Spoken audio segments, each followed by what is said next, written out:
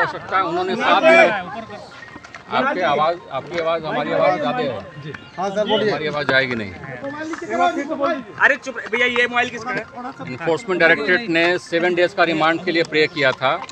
उनको 5 दिन का रिमांड मिला है। हमारे वेहमेंटली ऑब्जेक्शन के बावजूद भी हमने ये कहा कि उनका रिमांड का कोई केस नहीं बनता है, क्योंकि ऑलरेडी वो 8 घंटे 20 तारीख और 24 तारीख को हमसे इन्वेस्टिगेशन कर चुके हैं इसी सिलसिले में। और इस 5 दिन के रिमांड में भी 120 घंटे होते हैं। इन्होंने ऑलरेडी इस पे इन्वेस्टिगेशन कर लिया, लेकिन आज के उनके पिटीशन में बहुत सारी बातें ऐसी लिखी हुई हैं जो उस प्रेडिकेट ऑफेंस से कंसर्न नहीं है, कोई कनेक्शन नहीं है उस 8.5 एकड़ ज़मीन के बारे में।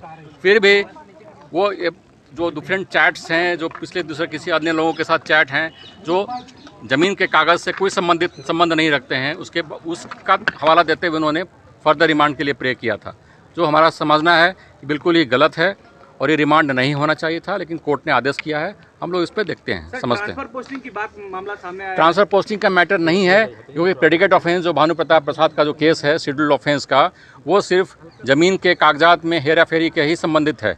वो ट्रांसफ़र पोस्टिंग का मैटर नहीं है, इसलिए उसका इन्वेस्टिगेशन ईडी नहीं कर सकता है।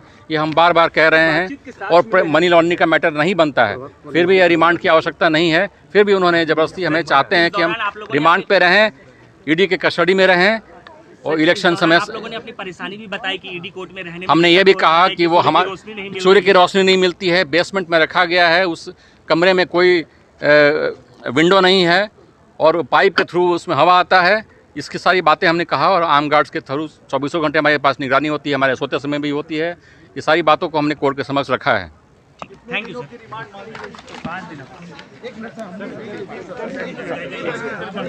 भैया थोड़ा सा आप लोग जगह छोड़िए ना, आगे बढ़िए ना, आगे